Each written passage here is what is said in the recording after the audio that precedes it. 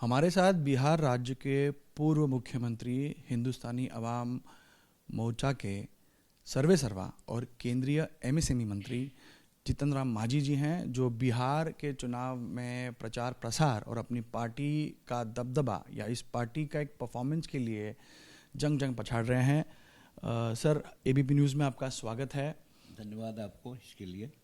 बिहार के चुनाव पर आज पूरे देश की नज़र है और इस बार काफ़ी रोचक या रोमांचक ये चुनाव हो रहा है।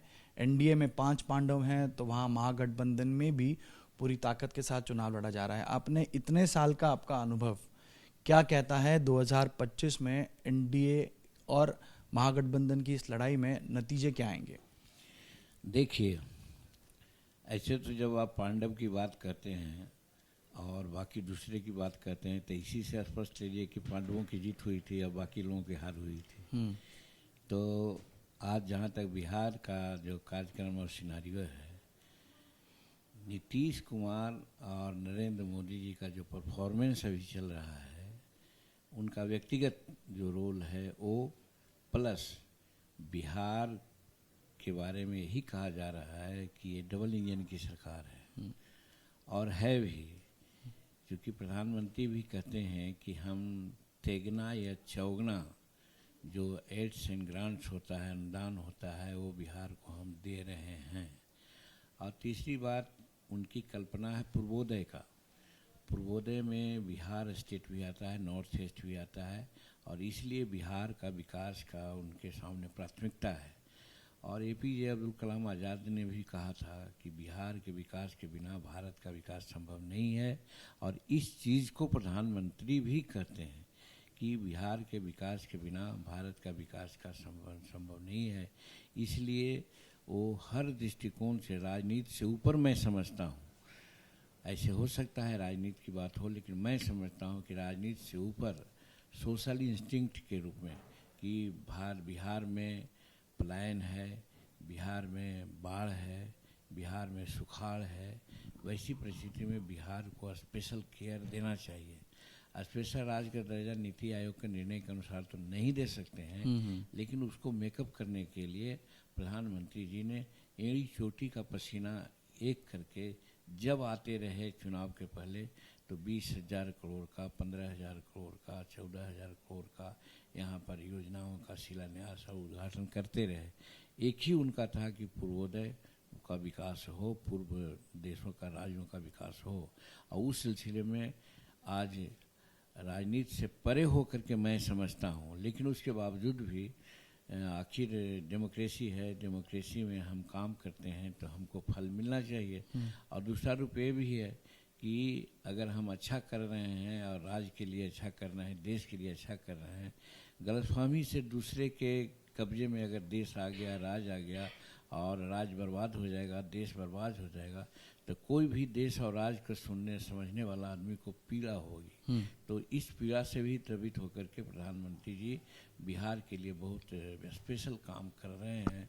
और इसके लिए जो आपका प्रश्न है, बिहार की जनता ये बात को बाखूबी समझ रही है। और जो 2005 के पहले जो यहाँ का सिनारियो था, लूट पाट, अपहरण, घर में बैठा हुआ उद्यमी है उसको उठा के ले जाता था, घर में बैठा हुआ डॉक्टर उसको किडनैप कर लेता था, इसी तरह बड़े बड़े ठेकेदारों का किडनैपिंग होता था। मतलब एक उद्योग बन गया था और एक कल्ट बन गया था। और जो गांव घर में उस तबके के लोग जो थे, जिनके पास कोई सलाहियत नहीं थी, वो शैडो लेके चलते थे, यानी कि बॉडीगार्ड लेके चलते थे, 4 व्हीलर पर चलते थे, जिनको ये सलाहियत नहीं थी कि हम पैदल भी चल सकें।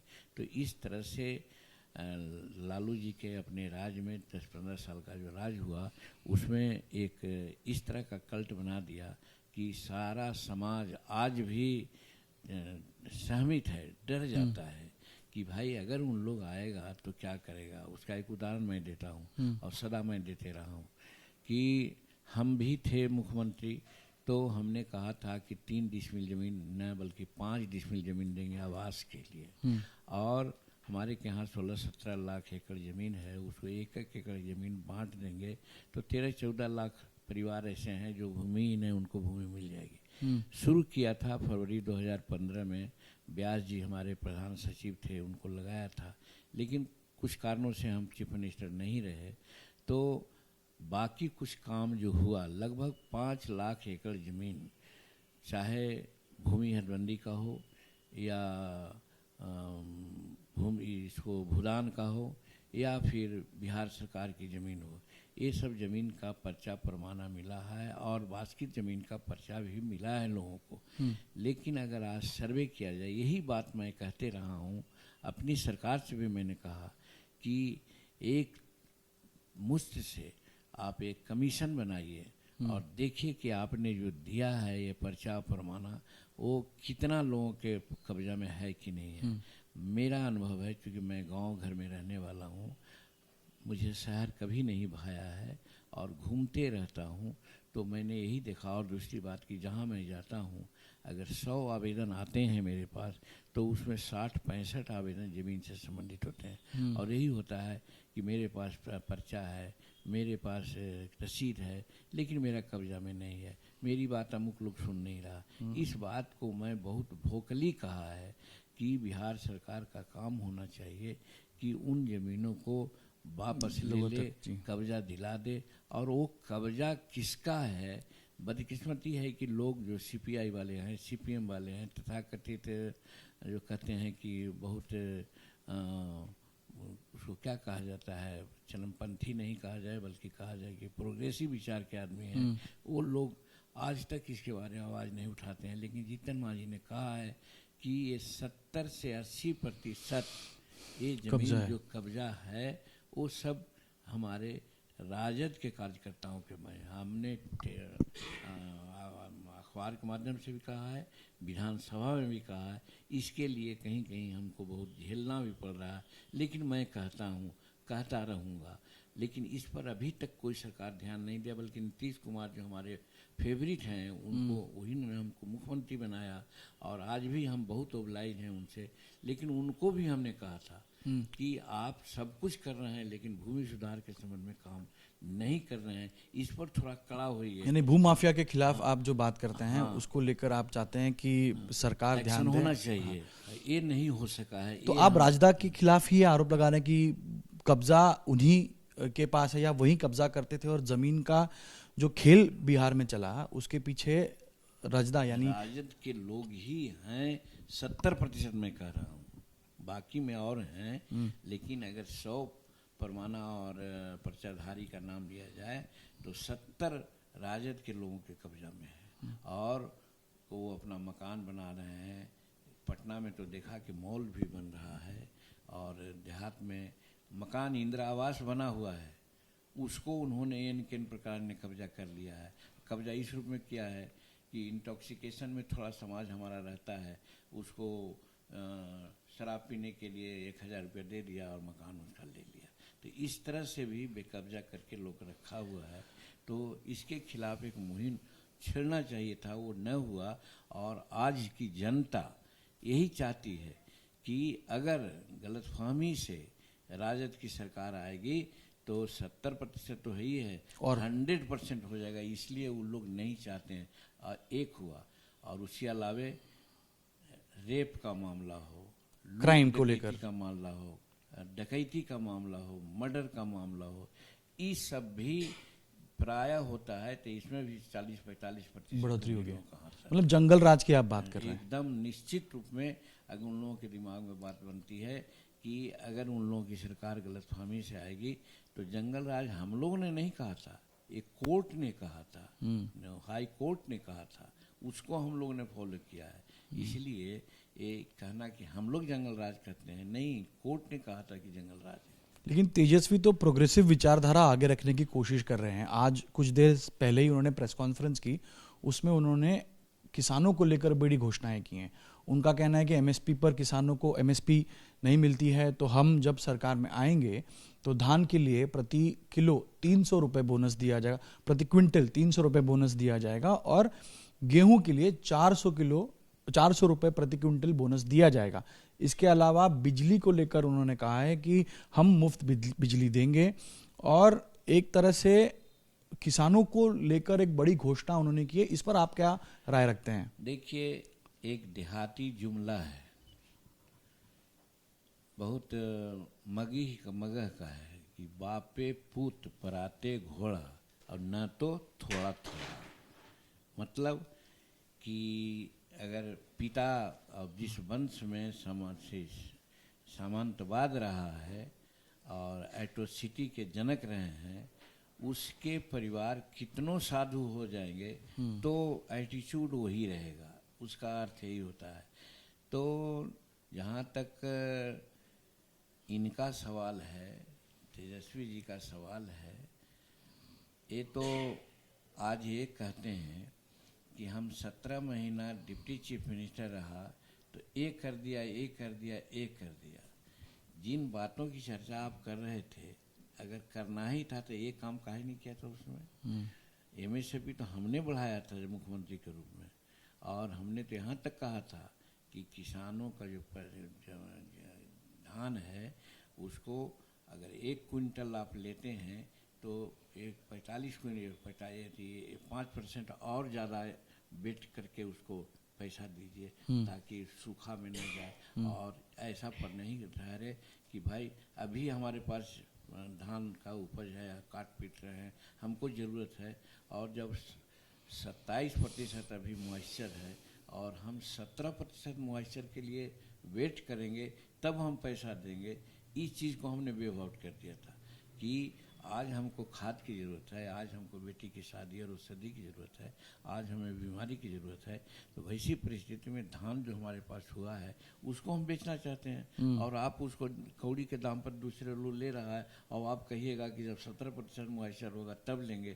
तो इस चीज़ को हमने काटा किया था और कहा था कि नहीं, आज आप लीजिए, उसके बदले में आप 5% किलो ज़्यादा आप ले लीजिए, और पैसा भी बढ़ाया था एमएसपी। और उस समय 21 लाख क्विंटल धान का ये हुआ था, टारगेट था 21 लाख क्विंटल से ज़्यादा धान उसमें खरीदा गया। तो आप मानते हैं चुनावी जुमला है तेजस्वी का? प्योर जुमला जुमला है, ये कर नहीं सकते हैं, ये सिर्फ लुभाने के लिए ऐसा कर रहे हैं। वो ये भी कह रहे हैं कि पैक्स अध्यक्ष, मंडल अध्यक्ष को जनप्रतिनिधि का दर्जा भी देने वाले हैं। वो कुछ भी कह रहे हैं। मेरा कहने का मतलब है, जब 17 महीना डिप्टी सीएम थे और कहे कि हम इतने लोगों को नौकरी दे दिया, तो ये सब बात कहने में उसको किसने रोका था उस समय? तो जब समय था तो आपने तो कुछ नहीं कहा। उस समय कहे कि मुख्यमंत्री नीतीश कुमार थे, तो कौन मुंह से आप कहते हैं कि इतना 1000 लोगों को हमने नौकरी दे दी? मैं मानता हूं कि सही बात है, डिप्टी चीफ मिनिस्टर का कोई वैसा संवैधानिक अधिकार नहीं है, लेकिन वो कहते हैं। तो जब वो कहते हैं तो इन सब बातों की चर्चा उस समय 17 महीना में एक लफ्ज भी कभी उन्होंने कहा प्रयास नहीं किया, नहीं किया। तो आज कहाँ से बात आ गई? इसका मतलब वो सिर्फ जनता को भ्रमित करना चाहते हैं, वोट लेना चाहते हैं। वो तो जननायक के तौर पे सामने आ रहे हैं, खुद को जननायक। और जननायक नहीं, मैं तो कहूँगा कि जननायक शब्द का वो अपमान है जो जननायक की बात आती है। कर्पूरी ठाकुर जी अपने को जननायक कहे थे। कर्पूरी ठाकुर को जननायक बिहार की जनता, भारत की जनता और भारत रत्न भारत के लोग ने दिया। तो ये सब ऐसी बातें हैं जो समाज कहती है। अपने मुँहा मिठू बनने से काम चलेगा, तो अपने मुँहा मिठू कहते हैं। हम तो कहते हैं जननायक शब्द का अपमान उन्होंने किया, और अपमान कर करके वो जननायक नहीं, खलनायक की उपाधि उनको दी जा सकती है। एक सर, शराबबंदी का मुद्दा, उस पर आप हमेशा अपनी भूमिका रखते आए हैं। आज जो चुनाव आयोग के आंकड़े आए हैं उसके मुताबिक 42 करोड़ की शराब जब्त की गई है चुनाव के दौरान, और करीब 100 करोड़ रुपए का टोटल सीजर है, जिसमें पैसा, दारू, सब शराब, सब कुछ है। अब आप इसको लेकर वोकल रहे हैं, शराबबंदी को लेकर आप कहते हैं हटाइए, क्योंकि इस तरह तो ब्लैक मार्केटिंग होती है। अब चुनाव के दौरान इस प्रकार शराब का सीजर होना, इस पर आप क्या कहना चाहेंगे? देखिए, इस संबंध में हम बहुत क्रिस्टल क्लियर हैं, और हमने ये कहा था कि गुजरात मॉडल पर आप शराबबंदी कीजिए, शराबबंदी होना चाहिए। आपके सामने मैं बोल रहा हूँ, बहुत बार मैंने कहा है कि हम तो एक लोएस्ट परिवार से आए हैं जहाँ शराब बनती थी, शराब बेचते थे, माता पिता आपस में झगड़ गए थे तो माता जी को असॉल्ट कर दिया था, उनकी आंखें चली गई थी। और इस बिना पर उनको हमने उस समय कहा था कि आप शराब बनाना छोड़ दीजिए, और उन्होंने छोड़ दिया था। आज मैं 81 बरस पूरा कर चुका हूँ। उस घर का जहाँ शराब बनती थी, शराब बेचते थे, शराब पीते थे, मैं अपने होठ पर आज तक शराब नहीं लाया हूँ। तो हमारा कहना है कि इसके लिए प्रचार प्रसार और एक मेंटल अपग्रेडेशन लोगों को करना चाहिए। शराब के जो ड्रॉबैक्स हैं उसके बारे में प्रचार प्रसार करना चाहिए। जहाँ तक प्रतिबंध का सवाल है, प्रतिबंध करना भी ठीक था, लेकिन हम कर सकते हैं, और इसके लिए हो सकता है कि कहीं न कहीं हमारा क्रिटिसिज्म होता है कि हम तंत्र पर कब्जा नहीं कर सके। आज तंत्र के लोग जो हैं, आज शराबबंदी के नाम पर करोड़पति हो गए हैं, और कुछ माफिया लोग हैं। आज इलेक्शन में माफिया लोग आए हुए हैं जो हजारों हजार करोड़ रुपया इस तंत्र पर कमा चुके हैं, बालू माफिया और शराब माफिया। तो इस चीज़ को, हर चीज़ में नीतीश कुमार जी ने बहुत अच्छा काम किया, लेकिन इस चीज़ में उनसे कंट्रोल नहीं हो सका जो करना चाहिए था। इतनी ताकतवर है जी, इतने ताकतवर लोग हो गए तंत्र लोग। तो तंत्र के बारे में हम समझते हैं कि एक ड्रास्टिक एक्शन होना चाहिए था।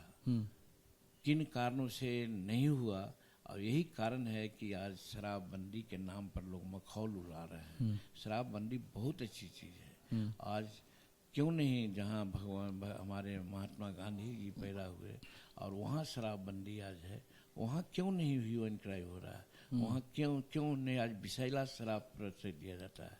शराब बनाने की बात मैंने कहा, 7 दिन उसमें प्रक्रिया लगती है बनाने में। अब आज 2 घंटा में लोग बना देते हैं। वो क्या क्या कुछ केमिकल दे देते हैं, सेहत से भी खिलवाड़ होता है उससे। प्योर खास करके शेड्यूल कास्ट में हमारी जाति का लॉन्गेविटी 50 साल हो गया है। हमारे लोग पीते हैं, काफ़ी कमाते हैं, और अर्ली लाइफ उनका समाप्त हो जाता है। ये बहुत खराब स्थिति आई है। इसलिए हम बार बार नीतीश कुमार जी को कहा करते थे, और हम धन्यवाद देते हैं कि उन्होंने प्रयास किया। तीसरी समीक्षा भी उन्होंने की। तीसरी समीक्षा में यही है कि अगर कोई 1 लीटर शराब ले जा रहा है पीने के लिए, तो उसको पकड़ना नहीं है। जो कमा करके कुछ शराब सेवन करके जा रहा है रास्ता में, उसको पकड़ना नहीं है। लेकिन उल्टा हो रहा है, जो हजारों हजार लीटर का तस्करी कर रहा है उसको छोड़ा जा रहा है, और ये कमा करके जा रहा है तो ब्रेथ एनालाइजर उसके मुंह में लगाया जाता है और उसको जेल भेजा जा रहा है। यानी आप कहते हैं कि इसका एक पॉलिसी होनी चाहिए थी। मेरा अगला सवाल थोड़ा सा आपके चुनाव को लेकर है। ये तो बात हुई विपक्ष की। आप थोड़े से दुखी थे पहले, जब 6 सीटें दी, आपने ये कहा कि ये सही नहीं हुआ, लेकिन बाद में आपने जो धर्म है गठबंधन का वो मान लिया और उसको स्वीकार करते हुए आप चुनाव के मैदान में जा रहे हैं। 6 सीटें आप लड़ रहे हैं। आपकी प्रतिष्ठा एक तरह से इस चुनाव में दाव पर है। 6 सीटों का आकलन कैसे करेंगे? और मेरा सवाल आगे ये है कि अगर आपको और ज़्यादा सीटें दी जाती तो उसका इम्पैक्ट पूरे राज्य में होता, और क्या उस इम्पैक्ट का फ़ायदा आपके साथ साथ एनडीए को भी होता?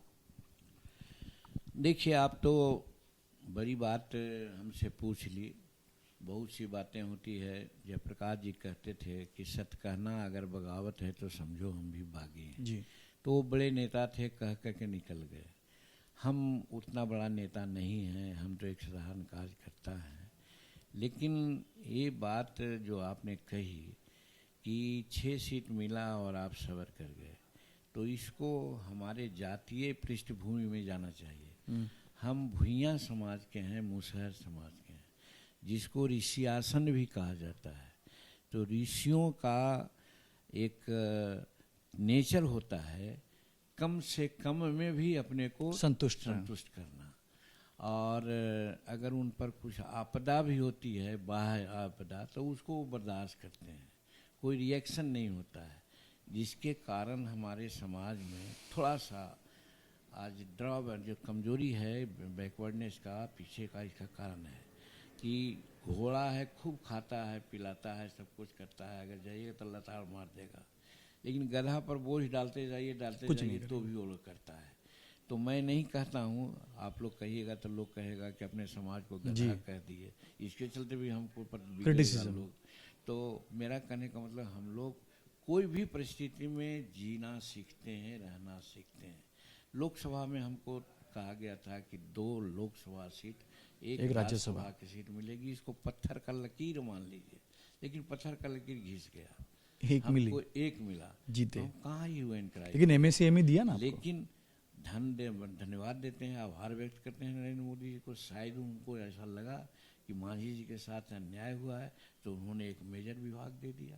तो इसके लिए आज भी हम अनुग्रहित हैं उनका, और हर वक्त कहते हैं कि भाई हमारे प्रति उनकी यह है। और जहाँ तक इस बार की बात है, हमने कोई एग्जॉर्बिटेंट डिमांड नहीं रखा था जैसा दूसरों ने रखा। हमने ये कहा था कि 2015 में हमारा जन्म हुआ, यानी हमारी पार्टी गठित हुई, आज 2025 है, और विधानसभा में हम 4 एमएलए हैं और 1 एमएलसी हैं और 1 स्टेट मैंने कैबिनेट मिनिस्टर भी है। इतना होते हुए भी हमारे सामने कुछ ऐसी बातें आ रही है जिससे हम अपने को अपमानित मानते हैं। जैसे इलेक्शन कमीशन आती है, पॉलिटिकल पार्टियों से राय लेना चाहती है, तो क्या हम ऐसे नहीं हैं कि उनको राय दे सकते हैं जी। हम बड़े समाज के प्रतिनिधित्व करते हैं, तो हम तो ज़्यादा कर सकते हैं, हमारे सामने ज़्यादा दुश्वारियाँ आती हैं जहाँ तक इलेक्शन की बात है, लेकिन हमको बुलाया नहीं जाता है, इसलिए कि हम निबंधित पार्टी हैं। तो यहाँ पर थोड़ा सा हमको हर्ट होता है। फिर अभी इलेक्शन कमीशन ने वोटर लिस्ट बांटने की बात किया, सबको वोटर लिस्ट बन रहा है जो ये हैं मान्यता प्राप्त हैं, और हमको खरीदना पड़ेगा, तो यहाँ पर भी हर्ट करता है। इसीलिए हम अपने नेता से मांगा था, बहुत जायज़ मांगा था कि 2020 में आपने हमको 7 सीट दिया और हम 4 सीट जीत के आए। स्कोरिंग रेट हमारा 60% एंड एबव था। अगर उसी को आप मान लीजिए तो 60% एंड एबव हमारा स्कोरिंग रेट हो, उस हिसाब से हमको सीट दीजिए ताकि हम बिहार विधानसभा में मान्यता प्राप्त बन जाए। उसके लिए हमको 8 सीट चाहिए था, तो 8 सीट का 60% हम लोग जोड़ते हैं, 5 होती हैं नहीं 60% 8 सीट जोड़ते हैं, हाँ जोड़ते हैं, तो वो 14-15 सीट होता है। तो इसीलिए हम 15 सीट मांग रहे थे, लेकिन उन लोगों ने नहीं दिया, 6 सीट दिया, तो हम उसी में ये संतुष्ट हैं। लेकिन उसका इम्पैक्ट होता ना, अगर स्ट्राइक रेट आपका अच्छा है, जरूर इसका इम्पैक्ट। तो आप हमारे जनता भाजपा ने एक बहुत अच्छा काम किया था कि हम सराहना करते हैं कि ये पहली बार ऐसा हुआ था कि 5 जो एनडीए के हम लोग हैं, सबका सम्मिलित हर विधानसभा में एक सम्मेलन हुआ, लगभग 243 में हुआ। हम बहुत दावे के साथ कहते हैं और लोग मानते हैं कि आधा से ज़्यादा सीटों पर अगर उपस्थिति वहाँ होती थी तो हमारे लोगों की मर्जी होती थी। मंचधारी उन लोग होते थे, लेकिन जमीनधारी हमारे लोग होते थे। अगर इसको देखते तो निश्चित है कि हमको नवाजते, वो 60-70 सीट तक जा सकते थे।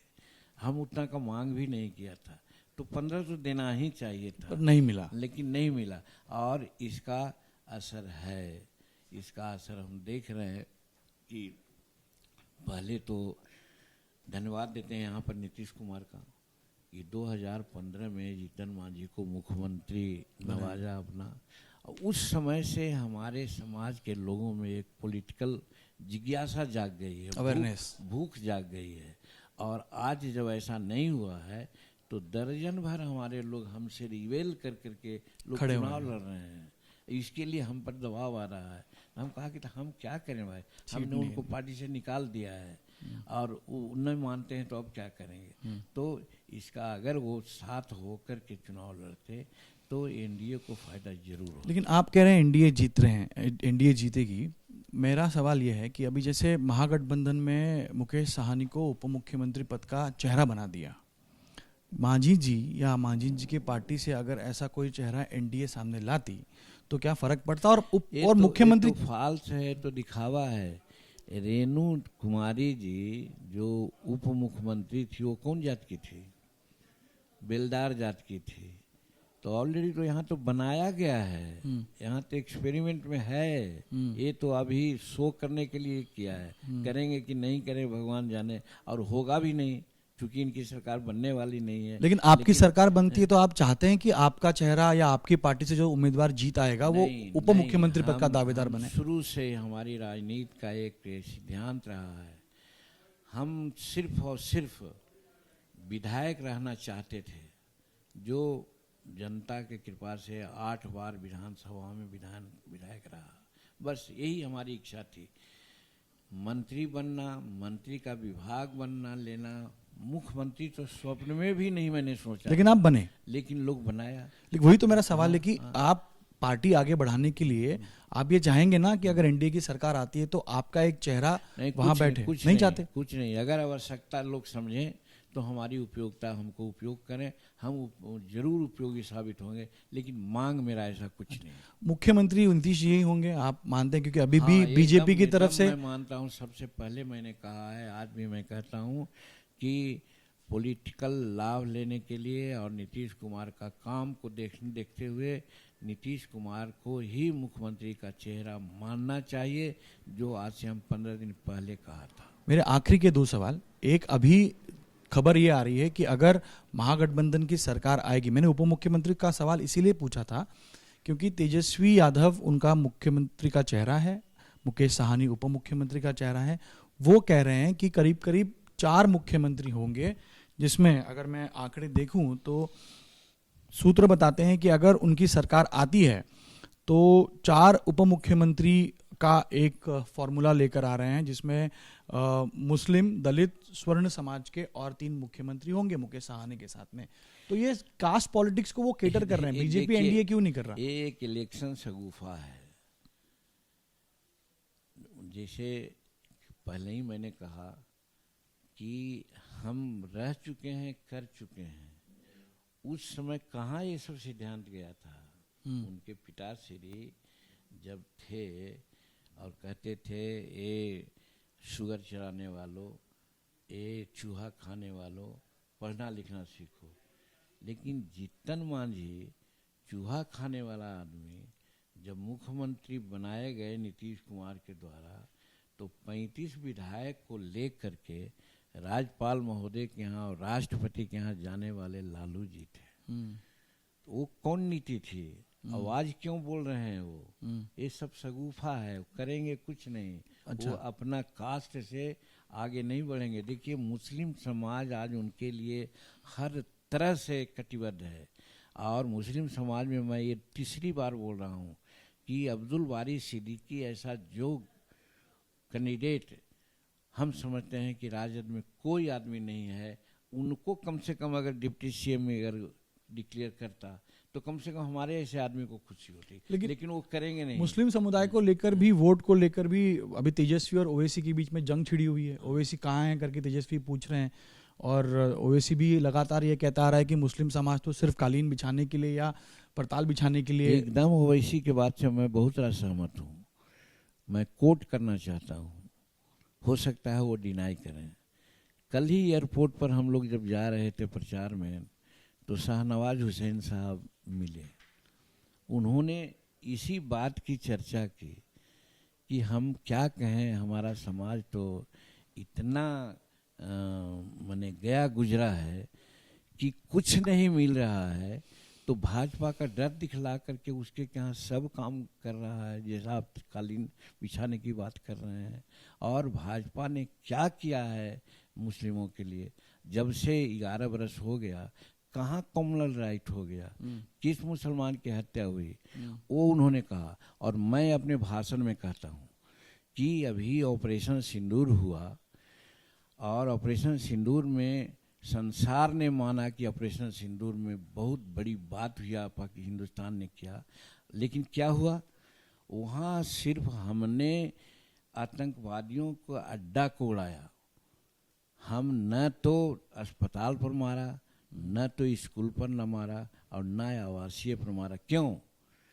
नरेंद्र मोदी जी के दिल में ये भावना है कि पाकिस्तानी कोई दूसरा नहीं, हिंदुस्तानी का बटा हुआ भाग है, वो हमारा भाई है, वो मरेगा तो हमको दुख होगा, इसीलिए वो मिसाइल नहीं आतंकवाद छोड़ा, के डेरे पे आतंकवादियों पर मारा। और एक बात और जान लीजिए, यहाँ का तीनों सेना मचल करके रह गई।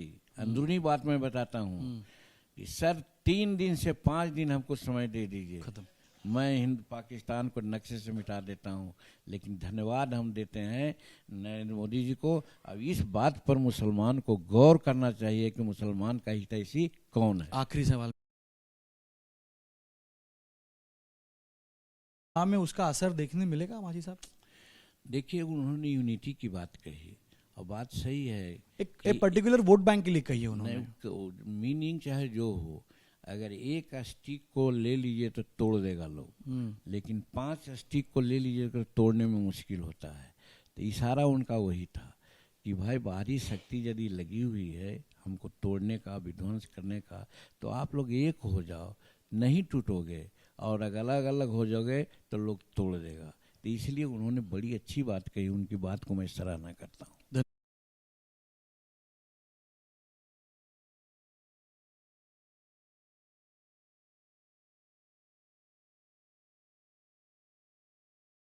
पर बिहार चुनाव में उतरे हैं।